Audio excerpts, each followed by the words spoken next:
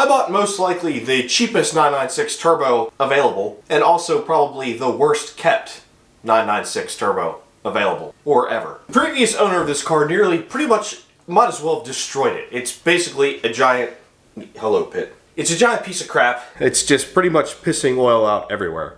Ew, look at that. If you're new here, you'll find out why. Yeah, I didn't turn it off, it just died. If you're not new here, you'll find out more reasons why. Let's get started with today's video. Previous owner of this car did not take care of it at all, and may have actually ruined some of the wiring. I'm going to attempt to put a double-din stereo in it in this video.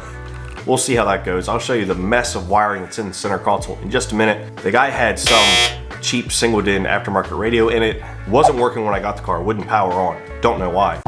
Additionally, there's wires up near the battery and other places that suggest that a sub or subs in this car. Maybe an aftermarket amp or two, I don't know. So I'm gonna dive into this electrical wiring nightmare to figure out exactly how to make this double-din unit work. Hopefully I can. This is a complete nightmare. What I have conjured up is factory harness. That's pretty obvious, but like, what is this? Why is this spliced in the weirdest way? You got a wire here, two wires that are just bare, just hanging out. Speaker wires or auxiliary wires or something. This was hooked up to the old radio. We got this, I don't know, this is spliced into here. Why not just use this? Somewhere in this car there's a microphone. I don't know where, I haven't found it. We've got these hanging out down here. There should have been another harness similar to this, so I assume they just chopped it off. So I've got a lot of diagnosing to do. It's gonna be fun. I don't mind wiring, but I don't like fixing other people's wiring. Wish me luck. I know a lot of you guys are saying, hey, hold up, do all the maintenance, fix everything wrong with the car first before you do the fun stuff and the mods. I agree, but I sort of consider this a necessity and maintenance because driving the car without a stereo, kind of rather boring. Driving the car is fun and all, but at some point, if I'm going on a long trip, I want a radio. If I'm just going to work or going to gym or something, sure. Short drive, don't need a radio, but for those long trips, and I want to take long trips in this, I need a radio. I need Apple CarPlay, Android Auto, all that good stuff. So we're gonna fix that today if I can figure out this wiring nightmare. Now I've got a whole bunch of stuff from Atoto. I've got their flagship double-din head unit here. Has a ton of features that you guys will see when and if I get this working.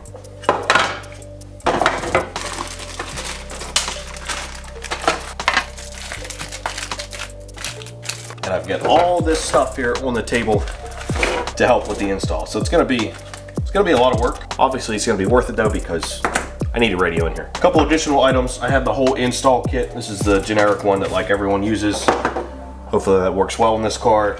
Backup camera, all the miscellaneous wiring, all the trim pieces, manuals, screws, mounts. There's a lot that goes into this. Oh, and I have the wiring harness as well. Hopefully this is the right one. It does plug in, but I think we have some connectors missing because of, well, said previous owner.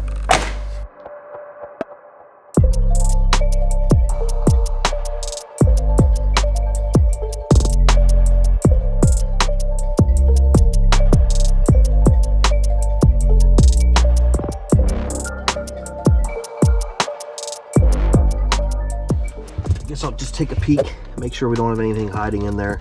Well, we got some other wires. This thing is attached, I'm not sure how. Luckily, my climate control is already down here, so I don't have to worry about relocating that. Not that that's a big deal anyway. Gonna delete the cassette and just put the storage bin there and have the nice double din here. I think it's gonna, altogether, it's gonna be a nice setup. Let's start removing stuff.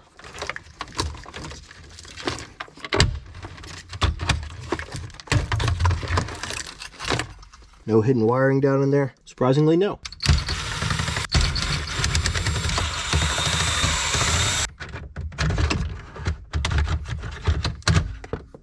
Apparently these are worth some money. I don't know. These actually work perfectly. I'm kind of sad to be getting rid of it because there are no problems with it. Now I'm going to have no cup holder so I can try to retrofit the one up here, but that's it's a rather expensive piece.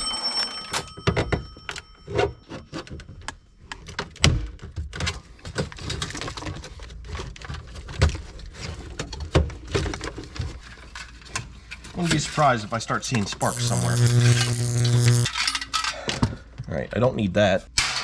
There's another exposed wire. That one's snipped. Those ones are connected. Interesting.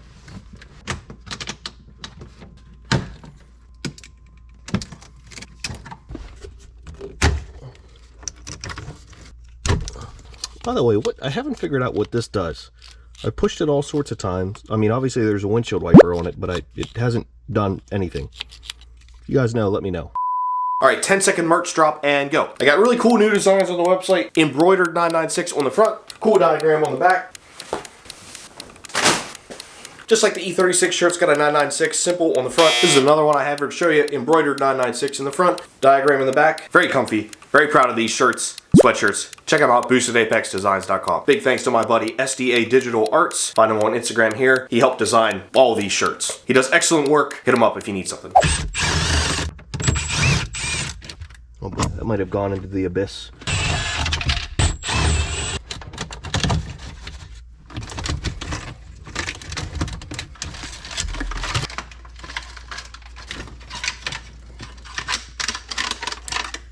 That's out. That was pretty easy. Kudos to Porsche. That's a good design. Now we got all sorts of room to observe the just gorgeous wiring that the previous owner did. Now I don't know where these wires are going. Now we've got it out of the car. More the fun can begin before the nightmare wiring. We've got to trim a bunch of this stuff out down here so the new bezel fits in there.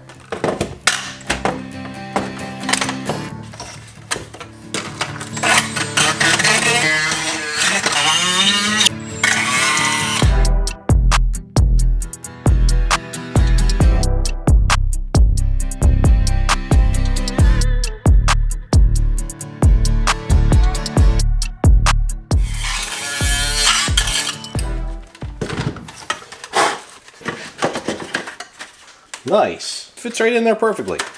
Very pleased with that.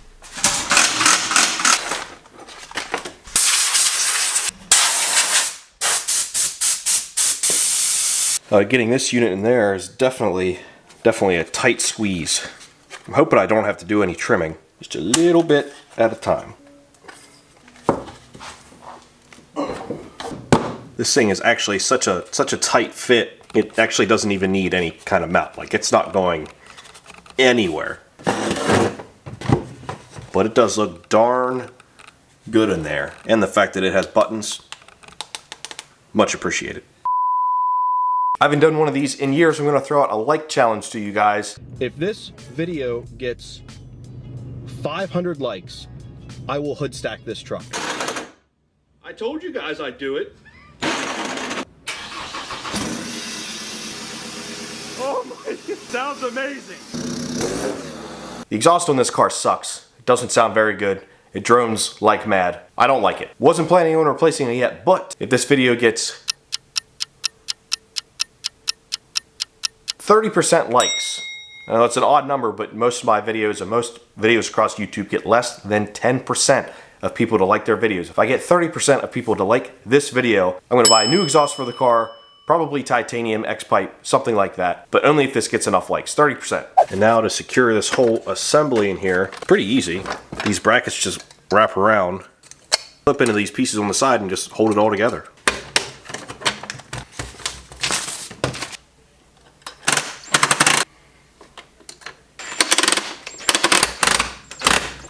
And we're clipped in. And this thing is going nowhere. So the plan now is grab my testing light, watch some football, put you guys on a time lapse, and try to figure out all this wiring. Probably not going to finish it tonight. It's probably going to be, who knows, this could be a week-long diagnosis of just getting basically one wire correct at a time.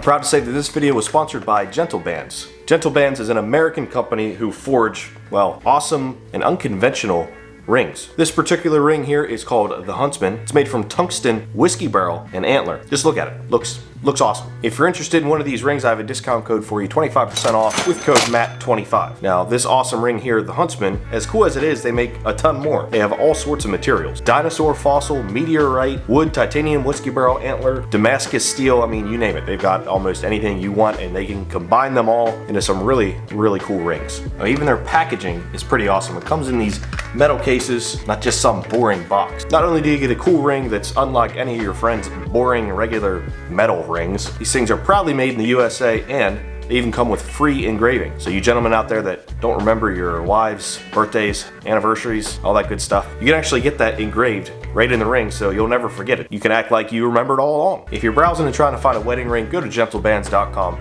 Check out what they have. You won't be disappointed.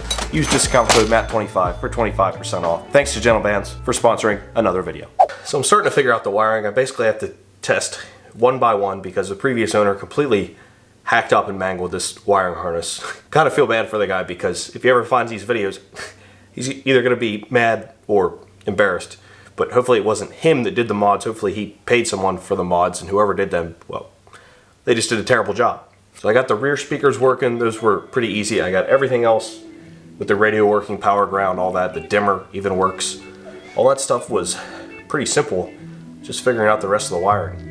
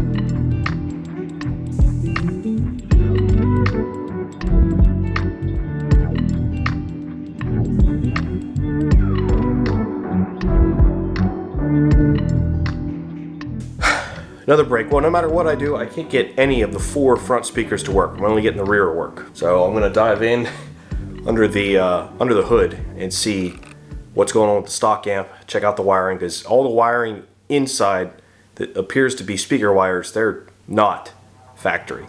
So I don't know what's going on there. Like I said, the guy had a sub or something in here at some point, so let's take a gander.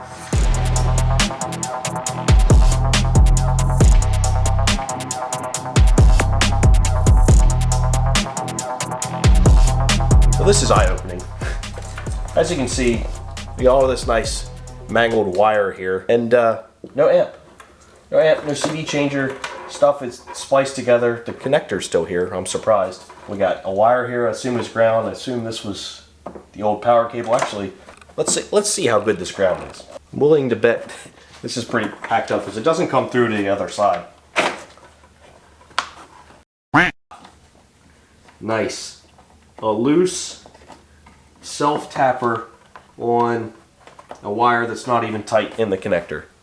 This is what I'm dealing with this car, guys. You wonder why it's taking so long to fix, because of stuff like this. Actually, they have one screw on there holding the other screw tight. Yeah.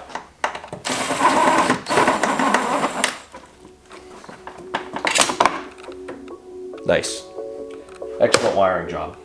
And back here, I'll show you guys all this wiring. This is a disaster, but sadly, this is pretty much exactly what I expected.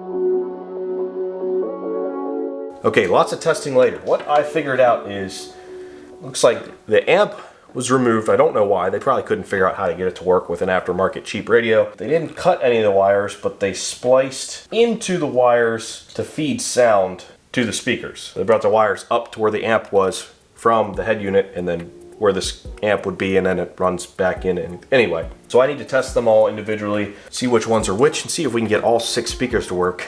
I'm not exactly positive that that'll happen.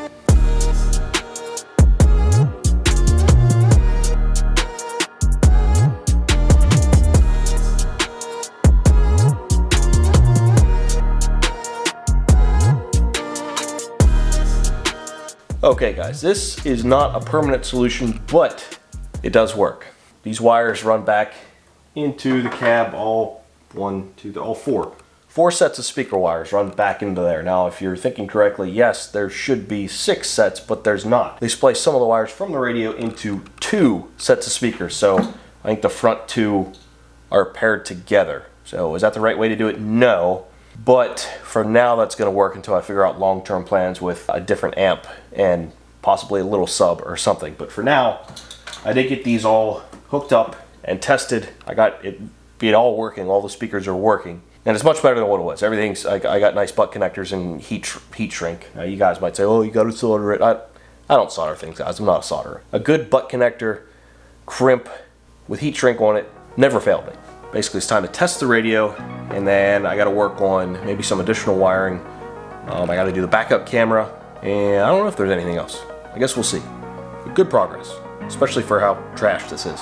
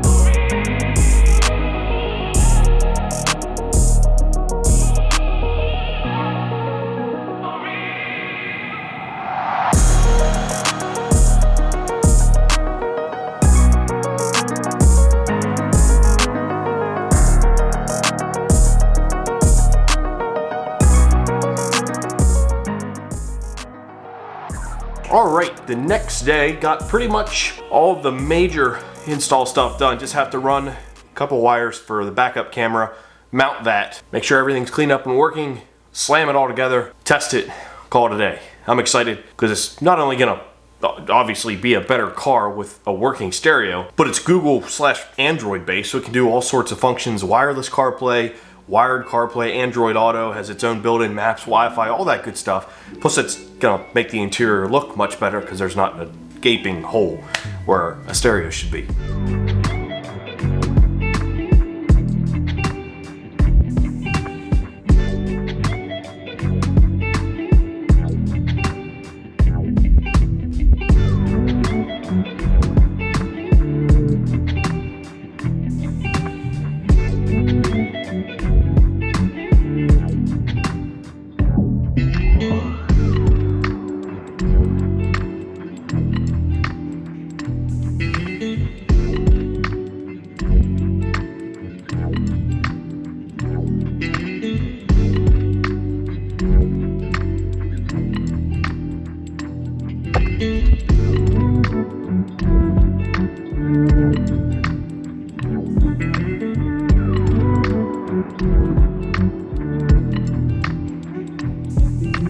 As expected, I've made a huge mess, but we're making progress. I'm actually following the wires that the previous owner installed that run back to the rear deck area.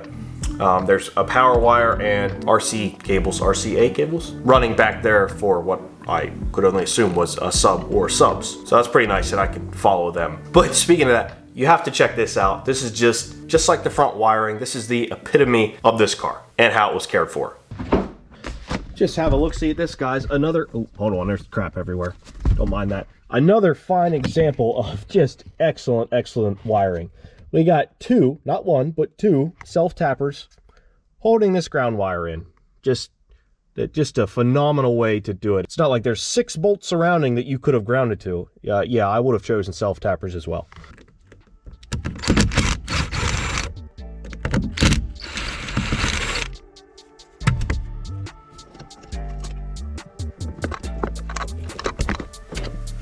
Nice stuff.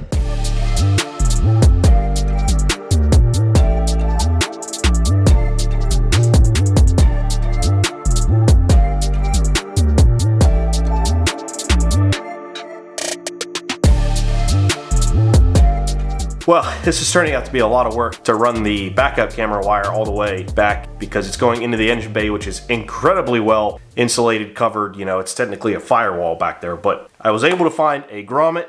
I was able to just poke a slight new hole through the grommet, which is a very tight fit on these new wires, so I'm not worried about anything not being sealed. Got that run back there. Now just to tidy up the wiring in the rear, get it wired up to come on with reverse, test it, and then put everything back together, which is going to be, well, there's a lot to put together.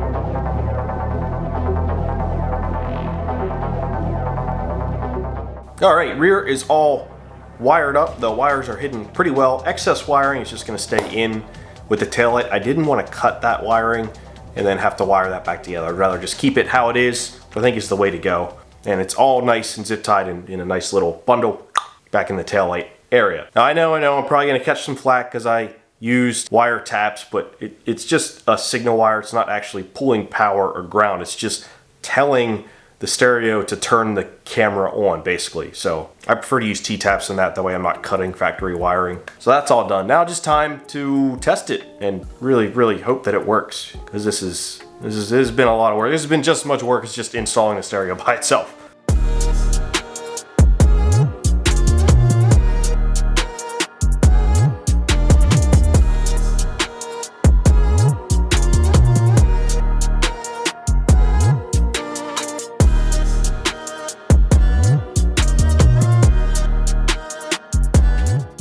Thankfully, the camera works. I can mess with lines and do all sorts of stuff, but that's for another day. The fact is, it works. I'm happy.